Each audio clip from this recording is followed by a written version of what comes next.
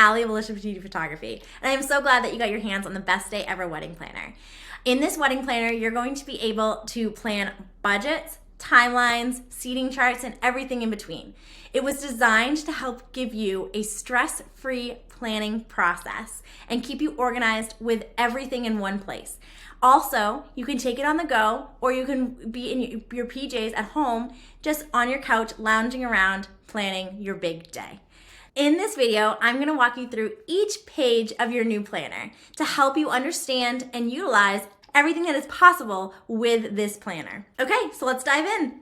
Okay, so this is your home page, your dashboard of your best day ever wedding planner in Notion. So once you download it into Notion, it's going to show up on the side of your Notion bar. If you already are a Notion user, there are going to be other things going on over on this side, but you can just toggle on to the best day ever wedding planner and it will bring you up to this page.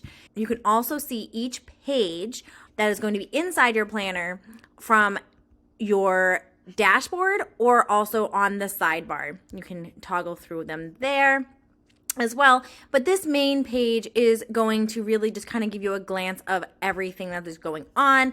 You can go into each page. Like I said, you have this video that you're watching now will appear over on this side and will kind of give you, if you need to go back to it at any point in time to review how to use a page, it will all be right there. You're going to have a little to-do list and you're going to have notes as well as a calendar with important dates. You can set reminders. You can put this, you can attach this to your Google Calendar. You can put things in manually however you'd like. You just press this little add button and it will put it right into your calendar.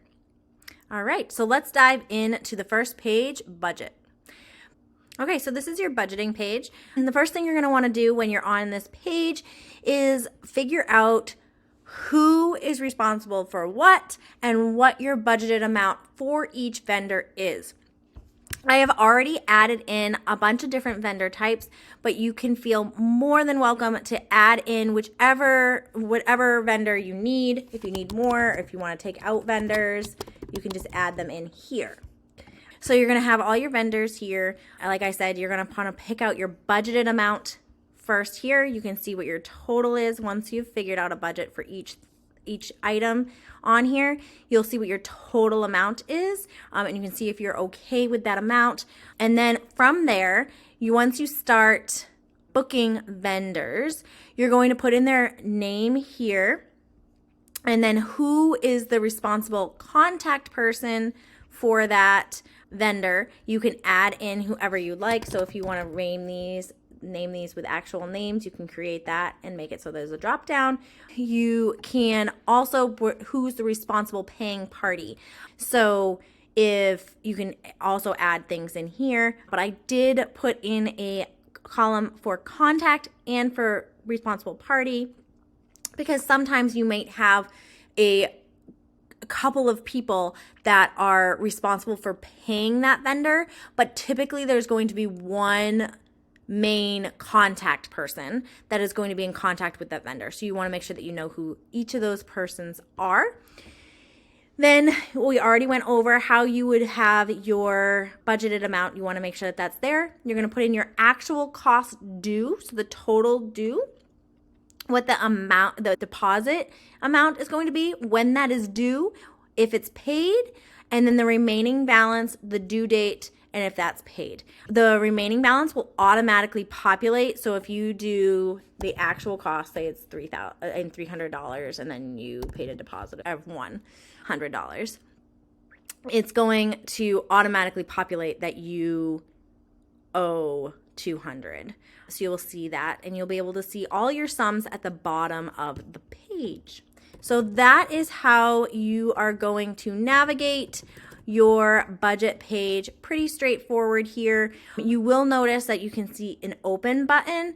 This is going to be more for the vendors page, but it does link from this page as well. All of the pages, there's a lot of intertwining and moving from page to page in this planner. It's one of my favorite things about the planner. So if you put me in here, Alicia Petiti photography. And then you can open the page, and this is going to be all about me. So you're also going to see all of the information that was on this page, just laid out in a different format. You're also going to see everything else that is attached to me. So you're going to see my email, my Instagram handle, my phone number, and you're going to see what else is on here, my contact, all that kind of stuff. You also have the opportunity to either just start with a blank page and write whatever kind of notes that you would like on me or on any vendor, or you can pick new vendor template, which is what I recommend. You click on that, and it's going to give you this little template. You can do your login.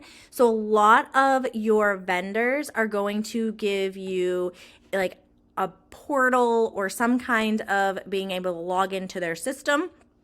So you can put your link here. I know I do. You guys will see that you guys have a link. So this is now gives you a place to put that link and your password so you don't lose it.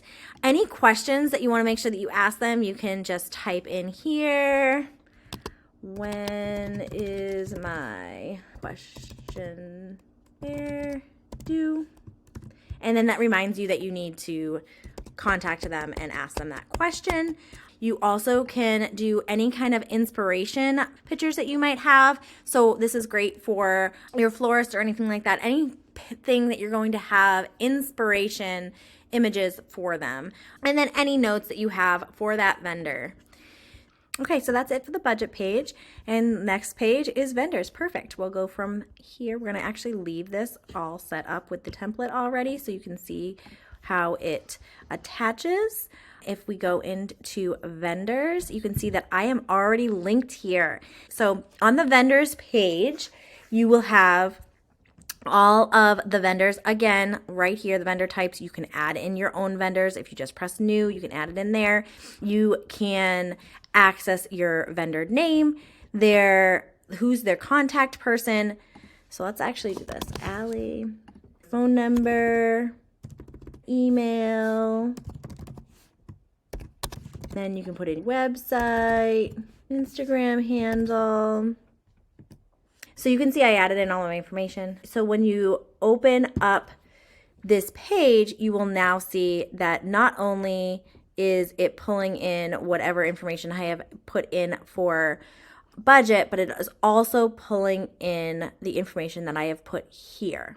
So all of your vendor information will be on this page as well as your budget page, but this one is more for like contacts information and the other one is more for budget, but you can access all of the information from either page. Okay, let's head over to VIPs. For VIPs, you're gonna have wedding party VIPs, you're gonna have family VIPs. So you're gonna just write their name, their title, you can put it in right here. You can add new other options if you want, or you can take away, you can delete these or rename them however you'd like, but I just kind of put in the basics here for you to start with, their phone number, and then you can call them you can even call them right from here, or you can email them right from here if you put their email address.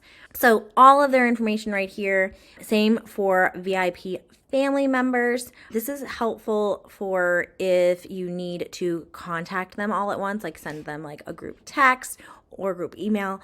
You have all that information right here. If you want, you have the same option as you did with the vendors to make a personalized page for them. So if you have special notes, you can put that right here. And let's now talk wedding party and family gifts. On this page, you're going to write in everybody's name, the gift, and if they're bought. You can also here, if you don't want to write in everyone's name, if you're going to be getting all of your bridesmaids or all of your groomsmen the same gift, you can just write bridesmaid or groomsmen here, what the gift is going to be, and if it's bought. For ideas, this is a great place to, if you haven't decided what you want to get them yet, you can put links here. So let's show you what that would look like. So say you liked the idea of this knot bracelet. You can just take the link, and then if you put it in here, and then it will automatically link to that page. You can also name them if you want. If you don't want the idea one, you can just do a new one down, and you can do like knot bracelet, and then you do an external link, and then you can put in the link and then it will be linked to there. Okay, so now we're getting into some of my favorite parts of the Best Day Ever Wedding Planner. This is now going to go over your guest list. So if you type in Mr. and Mrs. Smith, and then you're going to put in their address. We'll say 123 Green Road, Mass. 01564. If they are part of your invite round A, if you have sent them their invite, if they have RSVP'd. So you can write if they, this is very important to write if they RSVP'd no or yes. So let's say that they did yes. How many people, or only one of them coming, is two of them coming? Are they a family that has multiple? But you say how many. What meal they picked. You're going to have to personalize these, go in and change these options to chicken or whatnot. 2 chicken, 1 beef, or however you need to do it, but you're going to need to name these because it's only one column for multiple people. So any of the ways, if you have chicken and beef, you can have it as chicken, beef, 2 chicken, 2 beef, or you can do chicken and beef. So you have to put in those different ways. And other would obviously be for if they have a dietary restriction. Let's just say we're going to do option 1 and we're going to do it times 2. So everyone's getting the same thing. And then you're going to say that they do not have dietary restrictions. So I actually don't have it in there. So you're going to say no, create. And now that no will also be an answer. And then you can pick their table or you can leave that blank at this time. I'm going to show you once you do your seating chart. This is why this is amazing. But I just have it there so you can see at a glance on this page where they are. Let's actually fill in really quickly. I'm going to let's just duplicate this. And then we're going to say Miller's. We're going to say that they RSVP'd no. Okay. So you now see that you have somebody that's RSVP'd yes and someone that's RSVP'd no. We're going to put this page, I'm going to explain it in with the seating chart because I think it's very important that you see how these two pages work together. But your whole guest list is going to go over here, their addresses, what round they're in, have you sent their invites, all that information goes in here. So you have easy access to everyone's information very quickly. But if you click over here to the seating chart, you will see that only the yeses populate. So you don't have to look at everybody anymore. You only have the people that have said yes. And this is what I love. So this is sorted this way. If it is not filtered, you can add a filter. Make sure that you do the RSVP yes. So it just goes the filter and you have it filtered as yes. So I already have it on, but it should automatically be on. But if not, go to filter, do RSVP, and then you're going to pick yes. So you're just going to click on here and then if RSVP is yes. Okay. I have this seating chart is also as a table, which is the view you're looking at now, and as a board. When you're doing your seating chart, I highly recommend to kind of toggle back and forth from the table view to the board view, because when you go over here, right now they have no table selected, but you can drag and drop them wherever you would like them at. So you can easily see who would be in this table and how many people are in this table. And then if you're like, oh no, like I don't want to sit them with so-and-so, you can move them over. If I put them in table 3 and then I go back to this view, you're going to see they're in table 3 as well. And then you're also going to see if you go back to the guest list that they have been put at table 3. So let's move them to a yes. So then we have people to play with together. Now you're going to see that you have both the Smiths and the Millers here, but the Millers have not been given a table yet. So you're going to go back to the board and let's say you can say, okay, maybe I do want them at the same table. So you're going to bring them over here and now they're at the same table. If your parents are like, oh no, they can't sit at the same table, you just quickly move them over and they've been moved over on all of your other pages as well. I find this super helpful because I am very, very visual. So seeing it in this board format is just, butter. Another guest list that you're going to need for your wedding is shower guest list. So here, you may not invite everyone that is invited to your wedding to your shower. So here you're going to have to write in people separately. So you might write in like Sarah Miller, and then you can put in her address, her invite, and her RSVP. Once you've written in all of that information and you have her RSVP of yes or no, you can then go to your thank you page. This is also going to connect for your wedding guest list. I have this turned on to show everybody if they RSVP'd yes or no. This is because you might invite someone to your wedding and they mail you a present, but they didn't actually go. So here you're going to see that Sarah is here, and you can write what the gift description is, and then if you've written a thank you card and if you sent it. Same for wedding guests as well. So that is how the thank you card page is going to work.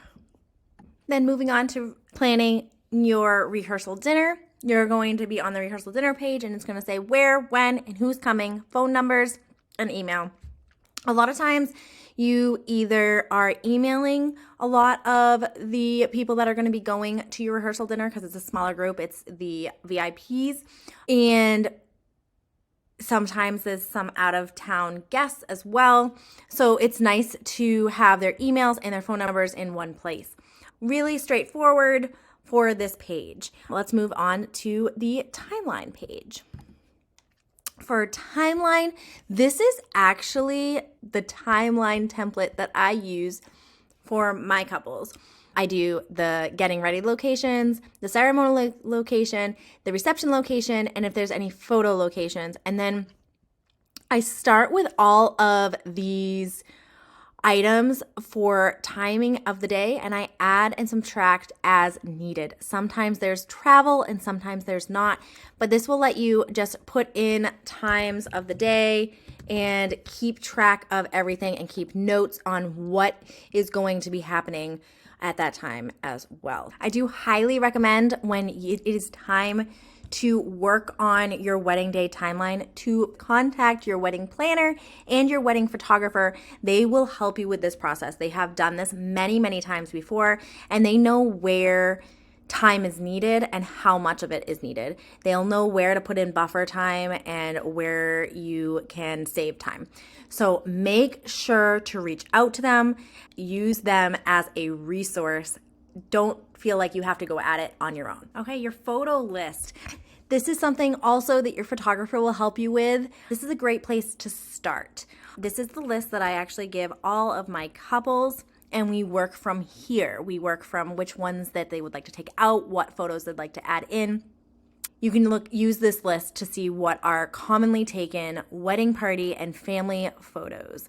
The last but not least, we have other important information and important dates. So the other important information is a board where you can link to all of like your Pinterest pictures if you wanted to have like an inspiration page, you can put all of your pictures in here. It would be like your private Pinterest page.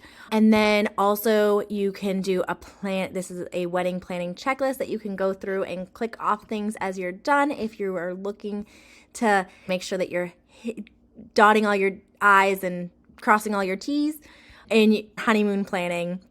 And then important dates. Goes back to the calendar that was on your homepage. They link there. They're the exact same thing. This is just where that page lives. The only other thing that I did want to make sure that I went over with you is that you are able to change all of these pictures that are on here. You can change them by clicking change cover, and you can either pick from the online gallery, you can upload your own picture, or you can find something online and you can link to it. So if you have inspiration photos, you can link right from the internet onto here. So I highly recommend that. It will make it so when you come into your wedding day planner. It feels like you and gets you excited for wedding day planning. Okay, well that's it. I hope this helped you immensely understand how to use your best day ever wedding planner. I hope you have a stress-free planning process. And as always, happy wedding planning.